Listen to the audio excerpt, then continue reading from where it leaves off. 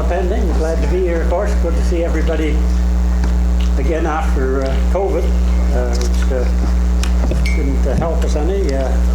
Thank you, Helen, for putting me on the agenda. Really appreciate it. And what I've done here is I've tried to compare hockey players over the last 120 years with what I call dominance theory. Basic theory is that players playing the same position at the same time can be given the dominance value for how much each player dominates in a given aspect of their performance.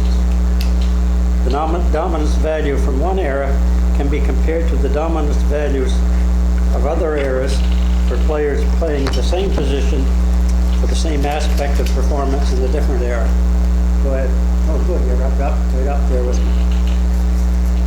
So in order to compare things, you need to have accurate data. The data has to relate to the position played, and the only data that was consistent from 1904 to 2022 was goals, assists, and penalty minutes for both the regular season and the playoffs. Go ahead.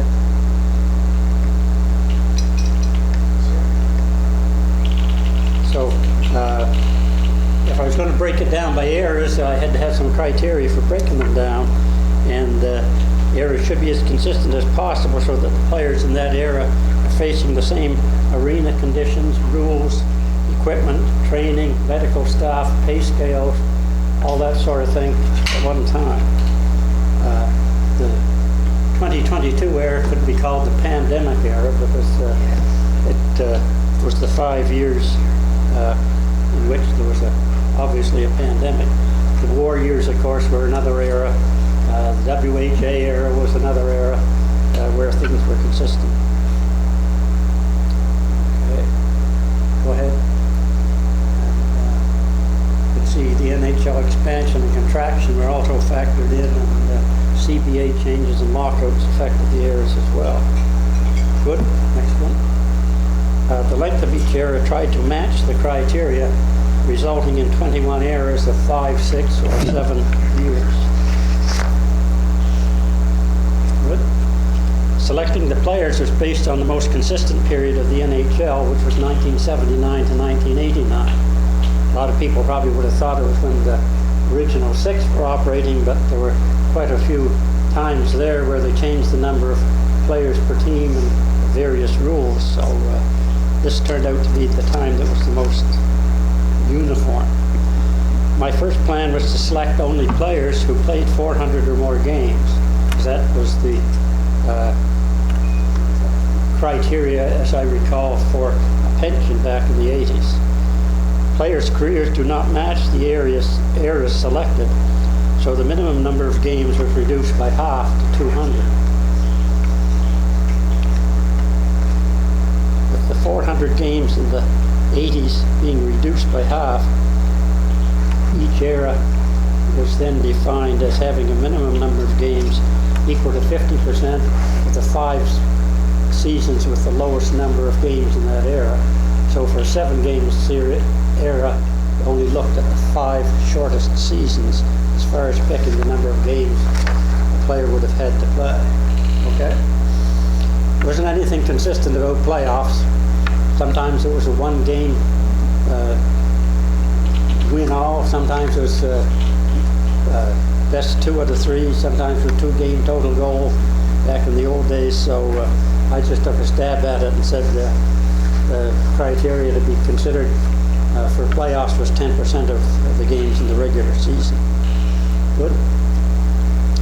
The data for each player was divided into the eras in which he played, both the regular season and the playoffs.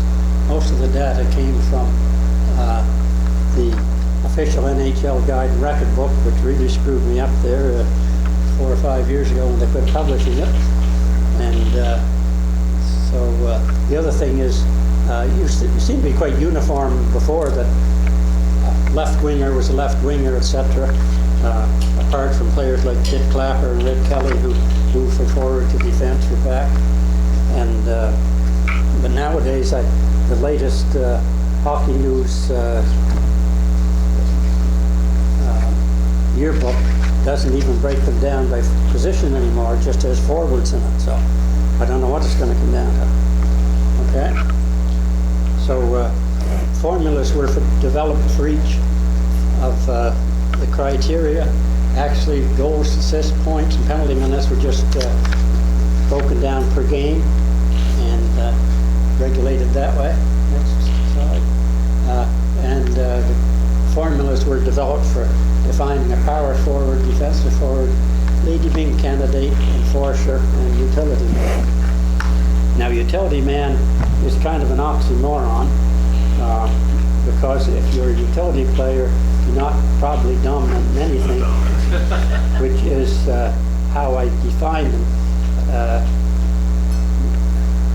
For the definition of a utility man is you take the first 8 performance standards and put them for each player, determine the standard deviation, and the player who has the lowest standard deviation is the most uniform player, therefore he's recognized as the most dominant player.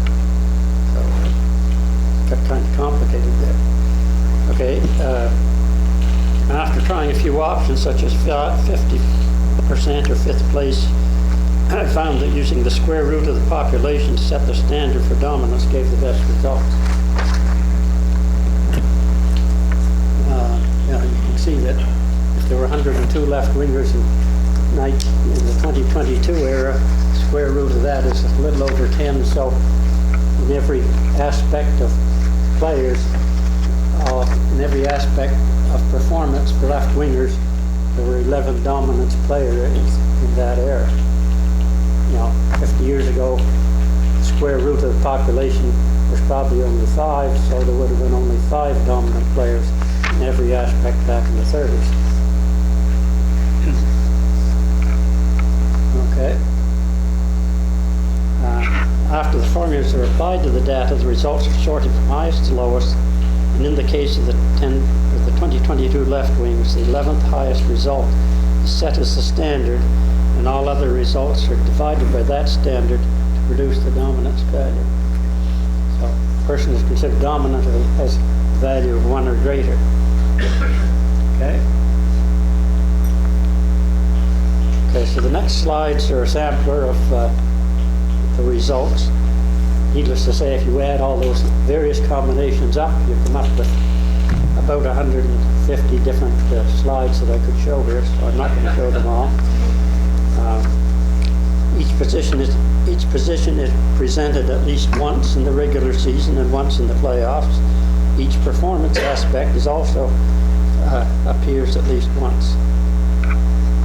On the top of every slide, you're going to see the players with the 5 highest dominance values in history are shown, as are any current players in the top 10, or top 20, I mean.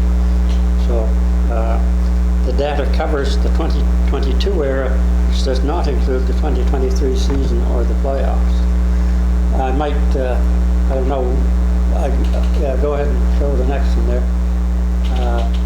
If you're, fair warning, if you're at the back here, you may want to move up because you're going to get a whole series of slides like this, and if you can't see it from back there, for this one, you're not going to see any of the rest of them. So you can make your choice as to whether you want to deal with that or not. So we can see since 1904, there have been 172 centers who have been dominant goal scorers in the regular season.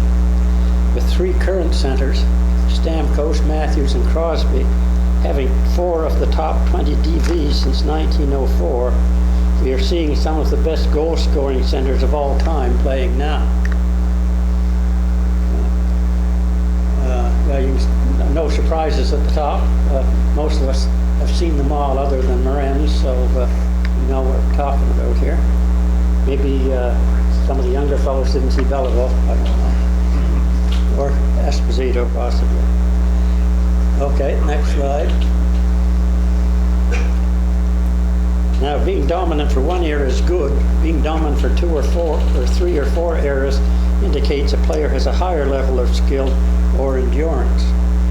This lists the sum of the 2 best dominant values that these centers had. Now, I don't count, if they had a dominance value of 0.99, they don't get added in.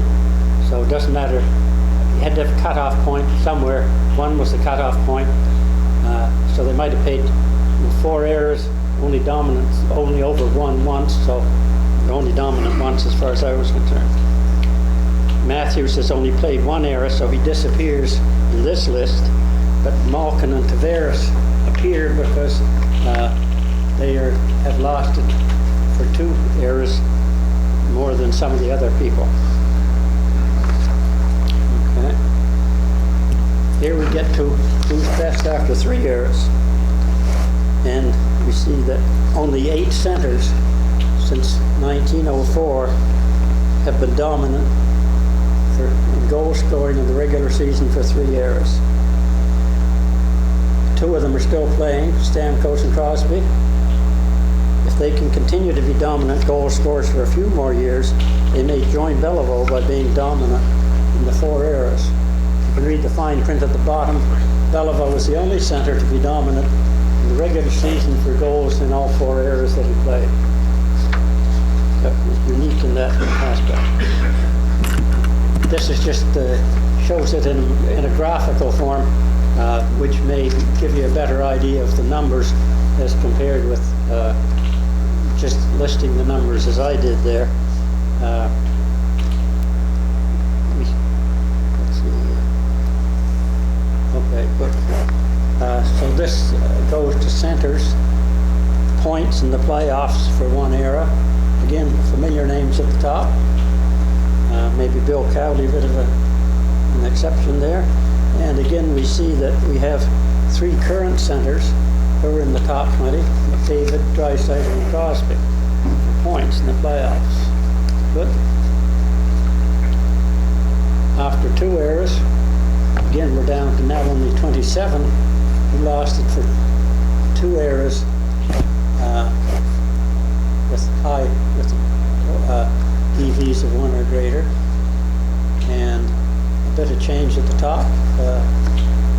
With Forsberg and Messier coming in there. But we still have 4 players who are dominant for playoff points. And we have Malkin, Pavelski, and Couture joining Crosby in that list. And that is just this one goes what happens with 3 errors. We're now down to 6, and we still have 2 current players who have played, who have best dominance value for playoff points in playoffs in 3 errors. So Crosby and Couture are in that list. Beliveau and Gretzky are the only 2 who would be in the dominant in 4 errors. So we have, if Crosby and Couture can continue their present pace, maybe they can get to join them. Okay. Move now to left wings, regular season goals. This is pretty unique. With this amount of concentration between 2 players over the last 120 years. Halifax, so I think you can see that we are seeing a very dominant player these days in the left wing category. The 2 of them actually holding down 6 of the top 12 spots. We go to regular best 2 errors. Again, Holland and Ovechkin obviously at the top. Kachuk and Kovalchuk come in there as more recent players, and we have Brad Marchand sneaking in at the bottom as also regular season goal scorer in 2 errors. So when you get to 3 errors, there are only 6 players left, as you can see there. And of those, of course, Ovechkin is the only current one, and Holland and Robitaille are the only 2 who were dominant for regular season goals in 4 errors. So maybe Ovechkin can join them if he keeps up the pace. Here's left wingers, regular season assists at 1 error. And maybe a surprise at the top. Some of the names aren't all that familiar. But you can see that we have 5 current left wingers who are in the top 20 all time. Panarin, Huberdeau, Marchand, Goudreau, and Ben. This indicates, I think, a fine representation of current players that we're enjoying today. Those are the best 2 eras in the same category. Of course, some of the younger ones drop out, but Goudreau and Huberdeau are now joined by Taylor Hall. Goudreau and Huberdeau are probably young enough to have a stab at 3 years if they keep playing as well. And there, Frank, there's your old buddy, halfway down the list. Good. Yeah.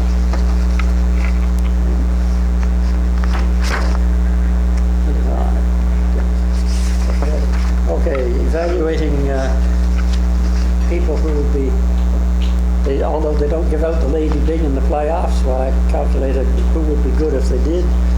And this is, of course, a measure of players with a high level of performance and few penalties who are always beneficial to a team. And 3 of the top 20 are current players: Johansson, Kyle Connor, and Teuvo Tervainen. The next slide, you see now we're only down to 16 players, and Johansson has moved up to 5th place of the 16. He and Bobby Hull are the only ones who were good for 3 eras, and Johansson has a pretty good chance of moving along, I would say. Not that old, I don't think. Okay. Good. Okay. Here's a bit of a surprise for me. Power forwards in the regular season, 1 era, right wings. Wayne Simmons is already at the top.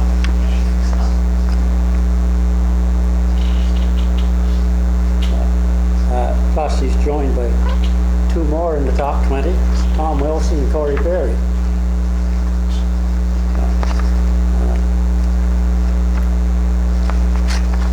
Now, we go for 2 eras. Wayne McKinnon maintains his leadership, and Corey Perry moves up to 11th place. You sometimes think of power forward, you got to be big and strong and whatnot, but with Theo Fleury in there, he wasn't all that big, but he played like a power forward, obviously. 3 eras. Look who's at the top now. Fleury's moved up. Corey Perry's still there in 3rd place. And if you read the fine print, Gordie Howe is the only right wing dominant for power forward in 4 eras in the regular season. As I say, I couldn't show all the graphs, but Gordie Howe was dominant for some aspect for 6 eras, so I don't think anybody will ever catch him in some aspects. Back again. Playoff performers in 1 era, enforcers. Good Maritimer there at the top, Joe Lamb. Came from Sussex. I guess there's nobody here from Sussex, but I don't know how much time Joe spent in Sussex, but I guess that's where he was born.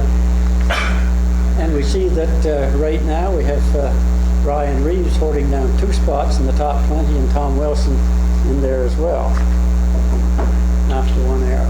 Okay. After 2 eras, wow, Reeves has moved to the top.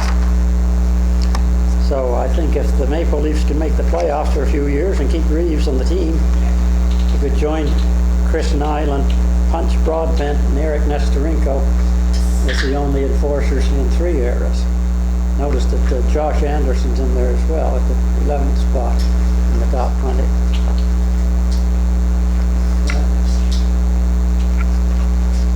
Now if we look at penalty leaders in 1 era, the defenseman, top man Steve Durbano. Red Horner's probably someone more commonly known. And we have Mark Borowiecki already in 5th place and also in 6th place. And Radko Gudas holding up 20th spot in the top 20 list. move to 2 eras, Borowicki jumps to the top, and Gudis moves up to 12th place.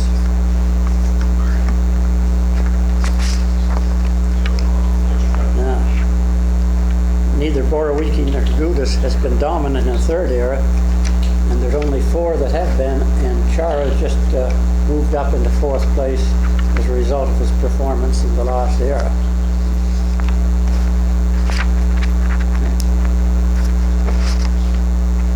Playoff defensive leaders. Top 2 are currently playing.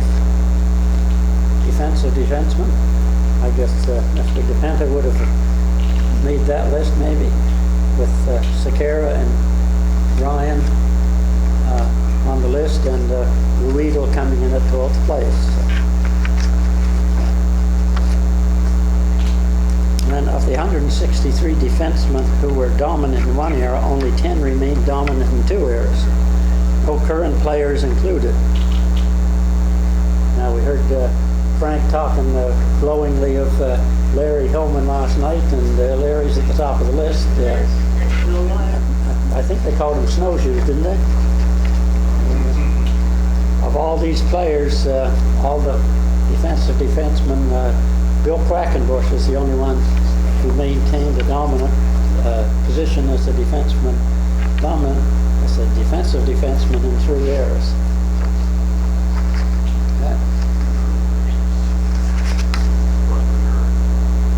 Okay, now we're turning to goalies. We've seen that many current players occupy dominant positions in scoring. It appears that this is tough on the current goaltenders.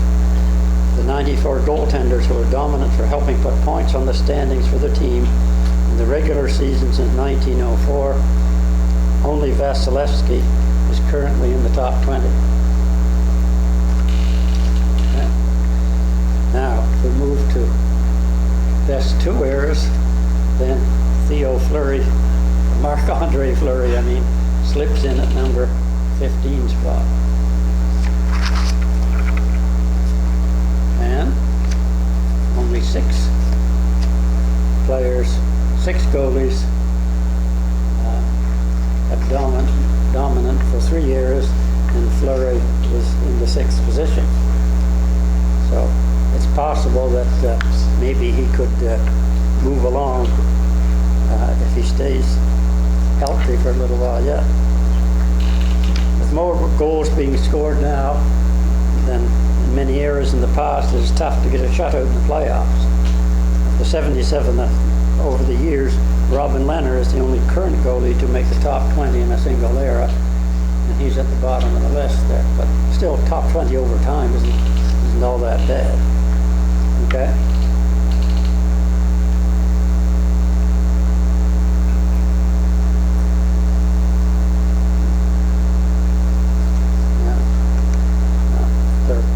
Currently 2 active goalies rank the only 11 goalies who are dominant for shutouts in the playoffs, Marc-Andre Fleury and Martin Jones.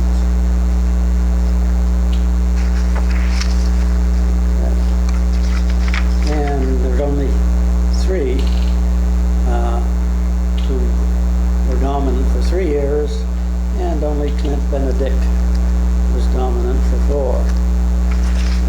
Ian Fife had actually written an article in the 203 Journal where he concluded that Clint Benedict was the best of all time. But I guess Ian isn't here to take praise for that. Okay. So there are too many dominant players who are dominant, or too many current players who are dominant to all be included in this presentation. These results show that many current players hold dominant positions compared with those in the past. This appears especially true for offensive players, which makes it difficult for today's goalies. I don't know if you noticed, but if you went from 1 era down to 2 eras, down to 3 eras, if you were a general manager and you've got a player that's dominant in his 1st era, there's only a 20% chance that he's going to be dominant in the 2nd one. If he's been dominant for 2, only a 20% chance that he's going to be dominant for 3. So you don't want to don't want to pay them too much right off the bat. So I hope I've given you some idea of how the dominance theory works in making comparisons covering many eras. If you agree with it, great. And if you don't, I hope it creates some discussion. Thank you.